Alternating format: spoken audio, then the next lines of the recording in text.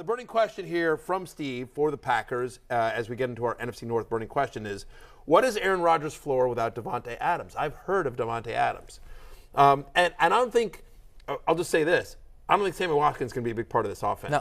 He's a big name, I get it, and it's a kind of a shame because we loved him coming out of college and he's had flashes. Doesn't play. The best ability is availability. That's right? it. Can't make the club in the tub. Can't make the club in the tub. Heads up, Jay Croucher. Can't make the club in the tub. Just saying. All right. What is Aaron Rodgers' floor without Davante Adams, my friend? No fear here. Floor. Thank you. I mean, you're still a top 12 guy easily. Yep. I mean, the only thing people are really looking at here is does the offense transition more to a rushing attack, the two-headed rushing attack? And it's still going to do that. But we've talked about his numbers without Davante Adams before. 1,000%. Alan Lazard is a viable player. They have other wide receivers, whether it's Romeo Doubs, obviously, that's broken out this summer. I don't have a fear at all. And they have the running Rodgers. They have the running backs here, as you see it there on your screen, right?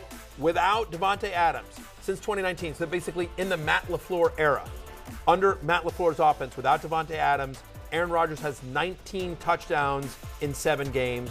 He has over 292 passing yards per game. He averages 24.6 fantasy points per game. He'd still been QB2 in PPR formats, right? Or whatever, PPR doesn't matter for quarterbacks. But anyway. Matters for Aaron Jones. What? Matters for Aaron Jones. Matters for Aaron Jones. That's the thing.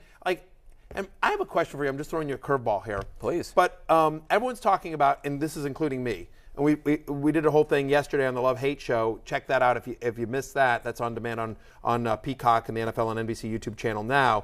But we did a whole thing whereas I think both Aaron Jones and A.J. Dillon are loves. I think they're both undervalued because I think it's, to your point, it's a more balanced rushing attack. Does Aaron Rodgers maybe throw 35 touchdown passes instead of north of 40 this year? Yeah, probably. But he's still going to be a very viable fantasy quarterback. If you wait on quarterback and you leave the draft with Aaron Rodgers, I think you are absolutely set. I'm in some expert flex, super flex draft and best ball. And Aaron Rodgers is my quarterback that I got like in the 9th round or something ridiculous. So I think you're totally fine there with him. But here's my curveball question for you. So we think the running backs are both more involved from running, and I think they're both heavily involved in the passing game. Are we all forgetting about Bob Tonyan? Because of the injury, maybe we are. Right, yeah. But appears to be fully, as far Yeah. as I know, I think he's going to be fully healthy for this year. Yeah. Big Bobby touchdowns. Big Bobby, I don't know.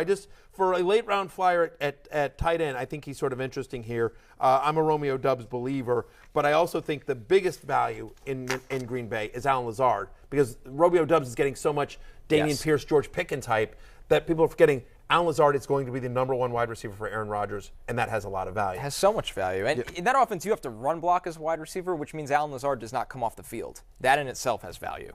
Let's quickly move to the Vikings here. Can you make an argument for Dalvin Cook at running back 3?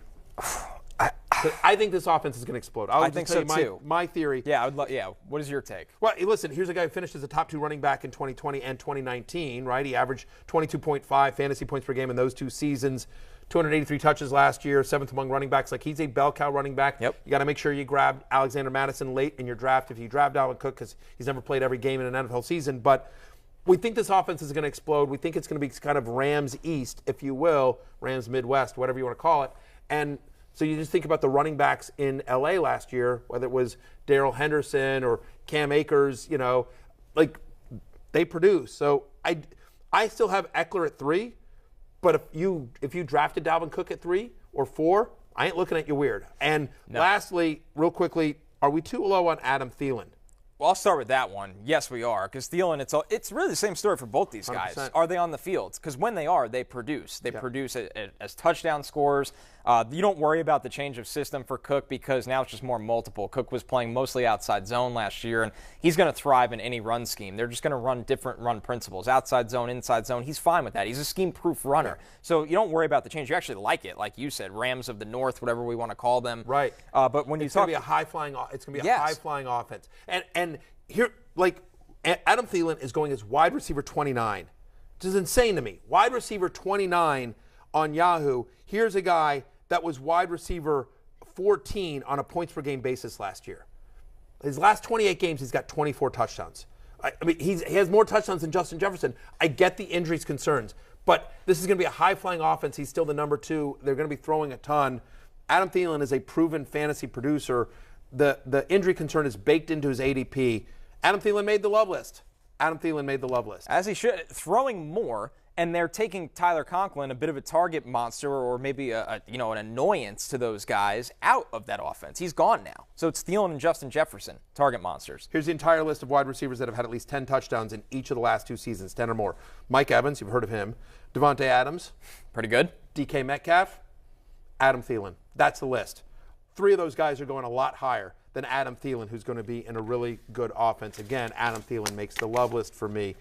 Next question, we move over to the lines here. DeAndre Swift can finish as running back what this season? What's the ceiling for DeAndre Swift? I think the ceiling's around 12, 10 to 12. Wow, for Swift, okay. which is very, very high. I think a lot of people don't realize how talented this offensive line is and that they need to run the ball, obviously, with Jared Goff. Their whole passing attack is based off of play action. So you see Swift there at number 10 in your rankings. I think he has the talent to do it. I just do worry a little bit about red zone touches to Jamal Williams at times. Also based on that Swift is a guy that in the NFL has gotten banged up a little bit. But the talent is there. He's their most explosive runner. And I can't emphasize this enough. That could be a top 4 to 5 offensive line in football this year, Matthew Berry. Honestly, the answer is how high can it be? I think he can be Austin Eckler. I think he can be a top 3 or 4 running back. Again, this is a guy who last year had the 4th most targets and receptions among running backs. He had 78 targets last year. He was running back 8 in fantasy points per game. So, I mean, again, he needs to stay in the field. Health is a concern, but we think the Lions are going to be better. Jay and I talked about the fact that we actually both like Dan Campbell in terms of his odds for Coach of the Year. That's our favorite bet on Coach of the Year. We expect a tremendous improvement here from the Lions. Jared Goff not scared to check down to DeAndre Swift. He's running behind it, to your point, a top 5 offensive line in the NFL.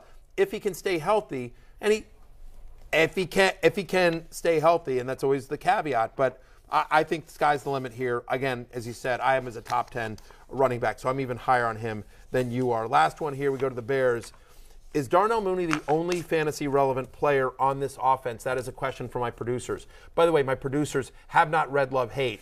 You'd think, if I could get one person, my wife, my kids, and my producers. I don't know if anyone else reads the column, but could my producers at least read the column? But no, they did not, because Cole Kmet is on my love list. And I love that asked one. and answered. Asked and answered, guys. Yes, Darnell Mooney is not the only fantasy-relevant player on the Bears, because Cole Kmet's on the Bears. And I love me some Cole Kmet. But why don't we talk about Darnell Mooney, who's currently going as wide receiver 32. That strikes me as a little bit low. I had Mooney on my love list. I'm at wide receiver 28, and I'm at overall 60. He's going 73 on Yahoo, so I'm significantly higher, a round and a half higher, really, in terms of the overall consensus. 140 targets for him in 2021, and now no Allen Robinson. It's all there for Mooney, but I want to get to Kmet, like you said, because the answer, we know about Mooney, and we know Mooney is a factor. Cole Kmet, to me, is going to be a fringe top 10 tight end this year, because this offense, the offensive line is bad, but that actually helps Cole Kmet, because this offense is going to be based on rolling Justin Fields out, giving 3 levels of play. He's going to throw to Cole Kmet in the middle of the field all the time, catch and run opportunities. Listen, Cole Kmet is going to be a target monster outside of Mooney. He is in line for a big-time season, and he's red zone viable. That's the thing, too. It's all there. 1,000%. Again, this is one of the reasons why Kmet made the love list. Over 90 targets last year, 0 touchdowns. So much is made of we're going to get positive regression for Kyle Pitts.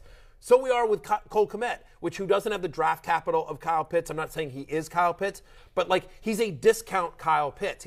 Because he is going to get a tremendous amount of targets. To have 90 targets in that offense last year, the disaster that last year was, and to get 0 touchdowns when there were 34 targets to the 3 other tight ends, Jimmy Graham and the rest, and they scored 6 touchdowns on 34, 0 on 90.